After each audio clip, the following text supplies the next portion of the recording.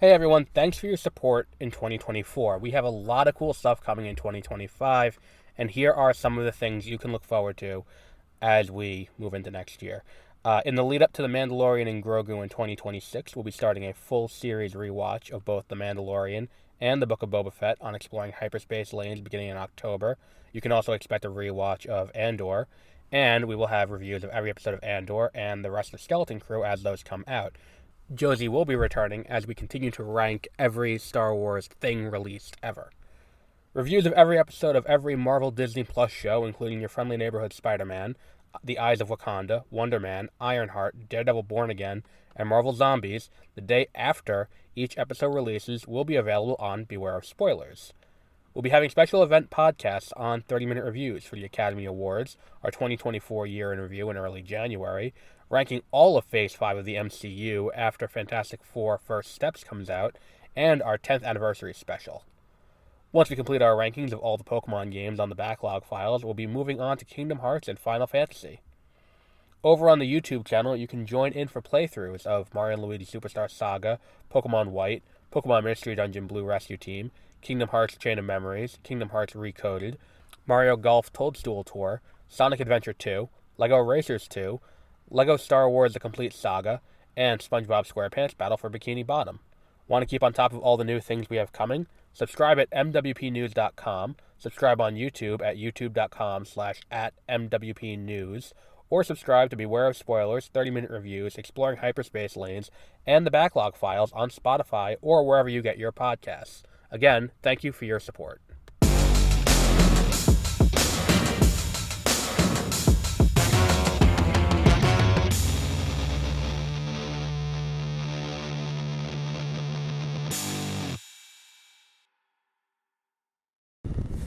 Good evening and welcome to Beware of Spoilers. I am Adam on this. It's Thursday night in this fucking interminable week. And you know what?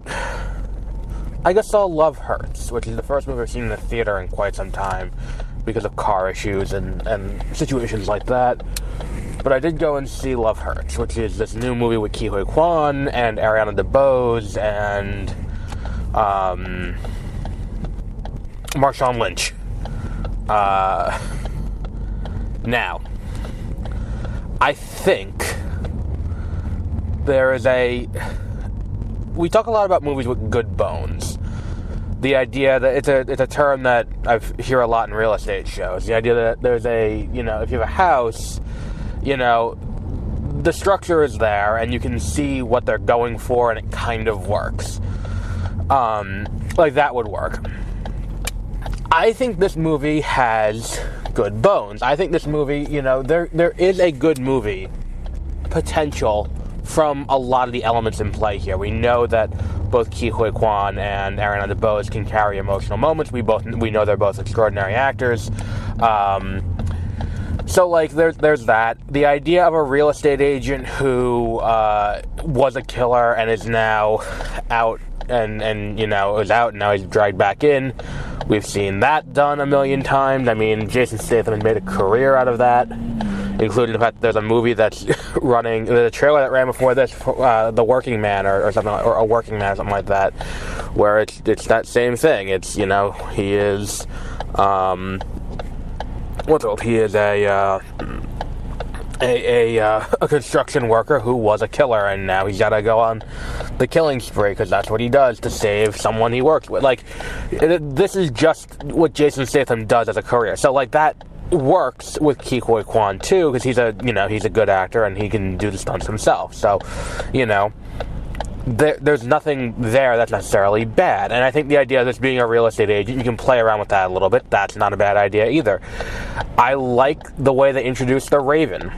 Like the idea that you have this killer who's a poet and all of that. I really like that character archetype. I wish they did more with that. They really didn't. And I think there's a lot in this movie that could work in a overall completely redone movie. There's a lot that doesn't. I think this is the most aggressively the audience is stupid movie I've ever seen in my life, because the amount of times that they use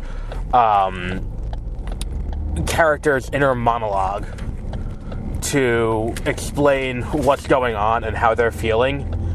Like, there's no way to do that without feeling like you're being talked down to.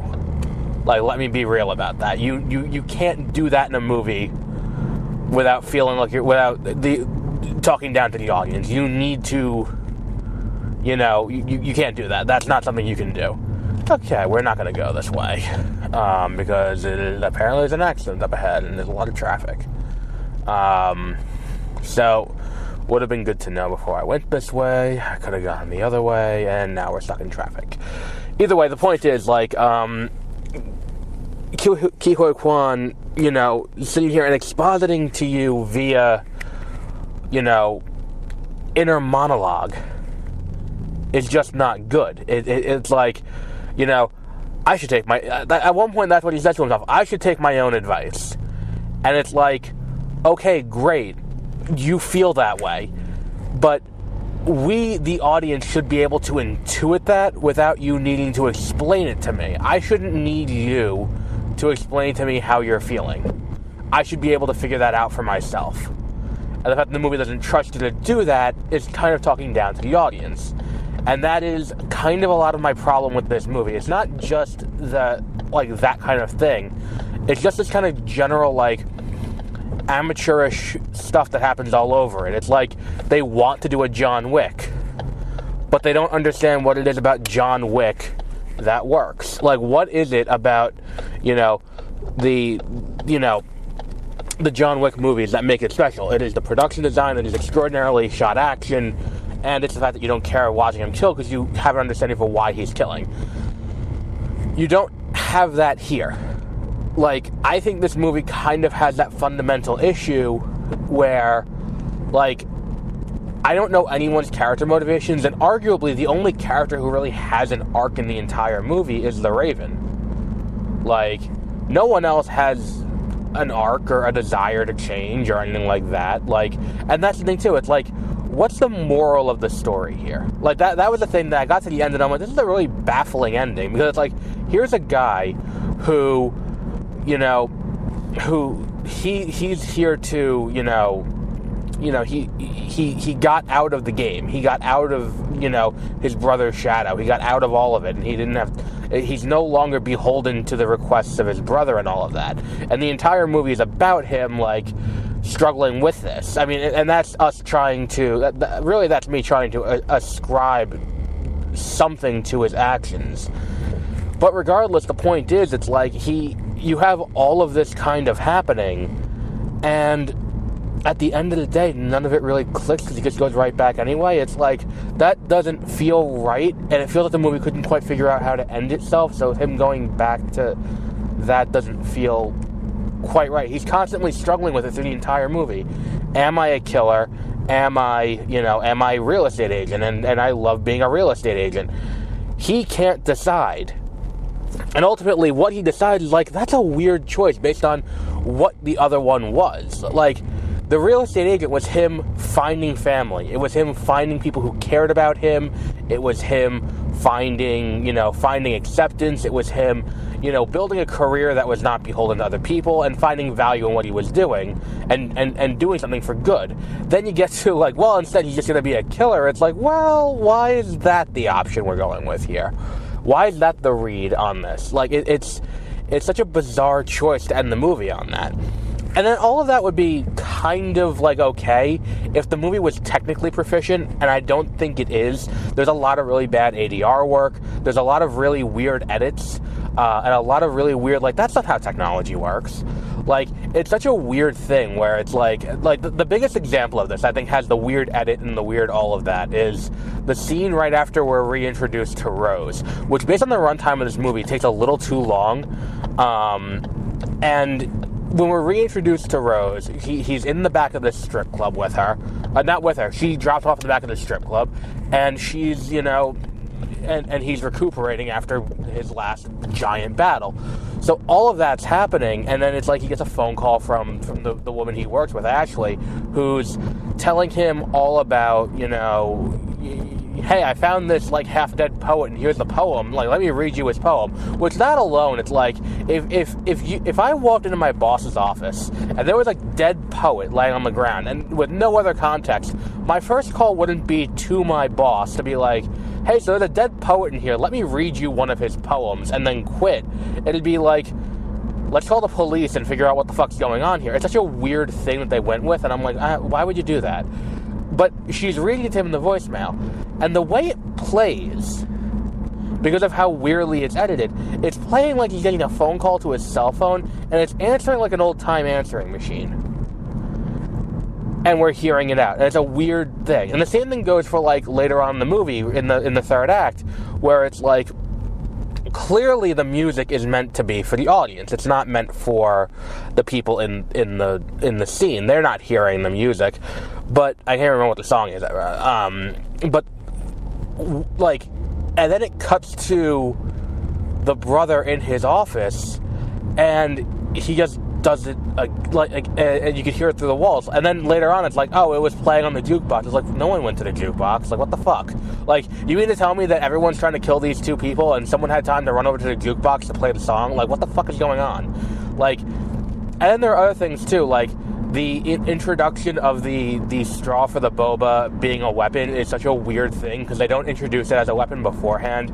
It's like when Sean Astin goes to pick up his car, and he's in there with, and he kills him with the straw. I'm like, I don't think a straw could kill someone if you just stick it in someone's eye. I don't think that's possible. And then it's revealed at the end, it's like, oh, it's actually a knife, and it's like, oh, okay, that's something, I guess. Sure, why not? But it's such a weird choice. I'm like, okay, that's you could have introduced that earlier too. I got up to go to the bathroom, and I came back, and the accountant had, like, I got to go to the bathroom while he's trying to, while he's sending for the paperwork. I came back, and he's there, and the accountant had escaped, and I'm like, oh, and that's just completely dropped. That's like, the accountant spends all his time trying to escape, and then he escapes, and then it's just like, okay, sure, fine, bye. Like, it does nothing. Like, it does nothing. Oh no, I got back to the bathroom. Oh no, I was leaving for the bathroom when he had escaped, and I never referenced it again. And I was like, okay, sure, why not?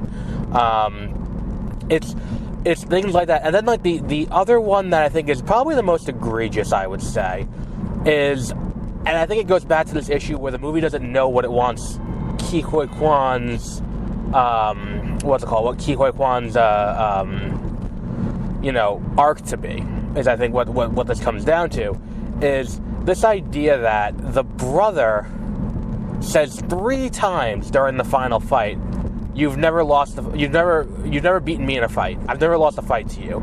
I've always beaten you in fights. It's always something along those lines. And it's like, great, show don't tell. And what that should have been was, if this movie is going to be about him taking over his brother's enterprise, which maybe that's what the ending is, I don't think that's what it is, but he's clearly not a real estate agent anymore. It's just kind of a weird ending. And it's like, if that's going to be the ending, and that's what we're getting to, and that's what this whole thing's going to be, don't have the Raven be the one to do it. Have it be the brother shows up, and the brother shows up at his job and is like, hey, so Rose is back, so I thought you killed her. And then it's like, he doesn't have to, like, actually fight him in that scene. He just threatens him.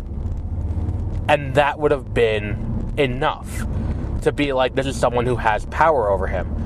But the way this organized crime syndicate is just kind of structured, it's so weird, because it's like, it wants to be John Wick, but at the same time, it's trying to not. It's trying to be generic, like everything. Like, it's so weird. It's kind of like, and I hate saying this, because it's not, it feels very dismissive to say this, but it feels like this is a script written by AI, or like a first-year film student. Because it's every cliche you've ever thought of or ever heard of in one script, and it's like, yeah, because this worked in other movies, but you don't understand why it works here, so you can't it won't work in this movie. And that's kind of exactly my entire problem with this, is that all of these things don't, like, work individually on their own, but when put together, they don't.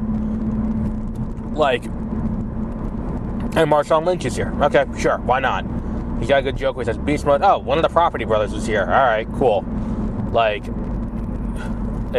sure. Like, and there's, it's not even a great payoff to a joke. Like, that's the thing, is that it's like, there are so many things that could have been better handled that, like, just aren't. And I think part of it is, too, the runtime of this movie is a little weird. It comes in under an hour and a half, which I think is probably saving grace, and also a curse to this movie. Because if the movie's a little longer, you have time to really figure out what you're doing. If the movie's a little longer, if it's an hour 45, an hour and 50, like, you have time to fully flesh out some of these issues in this movie. At an hour 25, you don't have that time. Like, you don't have a ton of time to really lay out what you're trying to do and also, do that. And then on top of that, too, there's a weird subplot with the Raven and Ashley that doesn't really amount to anything. Like, it doesn't really amount to anything at all. Like, all it does is, the only thing that does is get the Raven to the house to team up with Ke Huy Quan. But at the same time, it's like, I don't think you needed to have that prolonged thing of them together to get to that point. Like, it just ends up coming off like a waste of, like a waste of time. All those bits where you're sitting here and you're watching these two read poetry together, and it goes on for a while, and you're just like, but why? And it's like, oh, so that way they have a way to get him back in, which I suppose is better than, like, him getting a phone call, but arguably he shouldn't have been in the movie at all up until that point. Like, arguably there was a better way to introduce this character besides what they did with him. And it's a shame, because he's the coolest character in the movie. Like, he has a motif, and he's doing his thing, and he's got a cool outfit, and he's got a cool, like, shtick to what he's doing, and, like, all of that kind of works. It just kind of ends up being like, oh, he's here to pad out the runtime. Because if he's not here, the movie comes in at, like, an hour 10. Maybe you say an hour 15. But, like, there's, like, he's very easily, and it's a shame, because I really enjoyed his character. But it's just one of those things where it's like, this movie feels like a glorified short film in a weird way, where it's like a short film. It's like, we're going to stretch it out a little bit. We got to come up with things to stretch out. But they didn't stretch out in the right places. And I think fundamentally, it's like, the issue is, when you're doing a movie like this, what's the point? Because, like, that's the thing with, like, anything like this. It's like, you always, like, the way to end this is, like, he is his own person. And I don't get that sense at the end of this. And also, it's like, I don't, like, why is it that, like, the happy ending is that it's like he's with Rose, who, and it's like, oh, okay, Rose was in hiding, but now she's not, and they recognize her handwriting, and they make a point of saying, like, oh, I learned calligraphy so I could do this, and it's like, so how would they recognize her handwriting? Like, she wrote the letters in calligraphy. It's not like she wrote it in her normal handwriting or, like, scratched it out. It's like, oh, she did it in calligraphy. Like, the whole thing's kind of like, it's a bunch of things like that, where it's like, and again, I go back to the last movie I saw Ariana DeBose in, it's the same thing. It's Craven, where it's like, you're not thinking on a micro level about the consistencies within the movie. Like, these are things that, like, if you are writing this movie, you have to keep in mind of the stuff you're laying out, and kind of be like, well, that, like, these, like, this is why you have continuity checks. Because that's fundamentally what these are. These are continuity errors. Like, oh, so she faked her death, but here she is with her house, with her name on the mailbox, like, or at her apartment with her name on the mailbox. I'm like, why would she if she faked her death, why would she put her real name on the mailbox? Like, and why would she say, within driving distance of the city of Milwaukee? Like, it's just bizarre. Like, that's the thing. And I think it's, too, the movie takes place in Milwaukee, and I'm like, this looks more like Arizona. Like, the whole thing is so kind of gets a little bit weird, and I'm like, I don't know. It's whatever.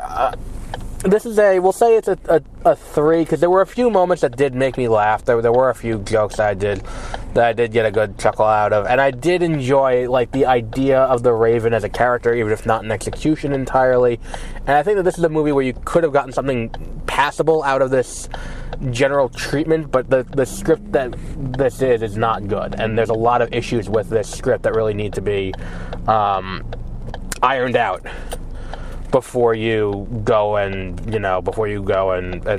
do something like this. I'm just kind of, I don't want to say I'm baffled that this movie got made, because I've seen a lot worse movies. I mean, last year we saw several movies that were worse than this, and I would say this is in the bottom half of movies we've covered on this show, but at the same time, it's like, look, some of the action sequences, we'll go up to a 5. I think some of the action sequences were good enough that it warrants this movie being higher, even if the third act one is kind of boring.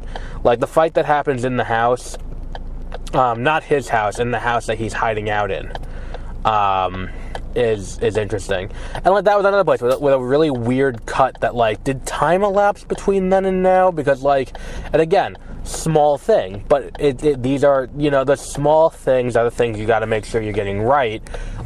You got to know the basics. That's the thing, is that you can't break the rules without knowing the rules. You have to know the basics before you can get into the more advanced stuff.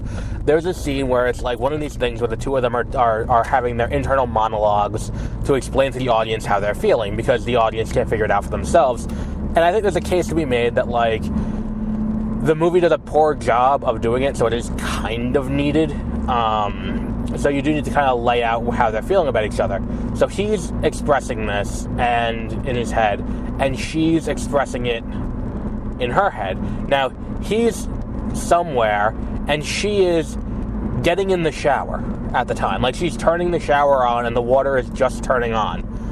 Then it cuts back to him, who has a conversation with Kippy, or whatever his name is, the accountant they have tied up, who vanishes, and then they never talk about it again. They're having a conversation, and then we get back from there. We go back to, the doorbell rings, and no time has elapsed. Obviously, the doorbell rings. So he goes out to check the doorbell, and she comes out, fully dressed in the exact same outfit she was wearing the previous day. No indication she was ever going in the shower. It's such a weird thing. It's and again, not a huge deal, but very simply, you could have that exact same scene work with her laying in bed having that thought, with her sitting, looking in the mirror having that thought, sitting in the kitchen having that thought, literally doing anything besides something that creates a change in her physical appearance. It's such a weird thing. Why would you do that? I don't know. That's just it's just kind of but that's kind of indicative of a lot of the problems in this movie entirely, where it's they can't be bothered to make sure that the bare minimum of this is how you're supposed to make a movie, to make sure that everything is kind of in line with itself. They can't do that. So why should we trust that the rest of the movie's going to be good? It's just little shit like that that's kind of just grating, for lack of a better word. But that's a good place as any to wrap up for today. Tomorrow we have another movie on the schedule, I believe. We'll be talking about, I forgot what the name of it is. It's the one where there was the woman who won Best Actress at the Golden Globes. It took a lot of people by surprise. That movie is coming to theaters, because I think she got nominated for Best Actress. And we'll be talking about that movie tomorrow. I forgot what the movie's called, though. I'm driving, but I forgot what the movie's called, but we'll be doing that one tomorrow. And then we'll be doing, in the morning tomorrow, we'll be talking about Andor, Episode 2. Tomorrow over on Exploring Hyperspace Lanes. If you want to hear me and Josie talk at length about our predictions for this year in Star Wars, check out the last night's episode. We had an interesting conversation about where we think Star Wars is going to go over the course of an hour. But we will, you can check in there. And then also we have, what's it called? There's another thing we have to do. On 30-minute reviews, we'll be doing Falcon and the Winter Soldier and The Acolyte in prep for Captain America: Brave New World, which I saw the trailer for again today, and I'm very excited by that movie. Look, it could be great, it could be bad. Who knows? Just let's see Sam be Sam. But we'll wrap up there for today, and until our next episode, have a great rest of your week.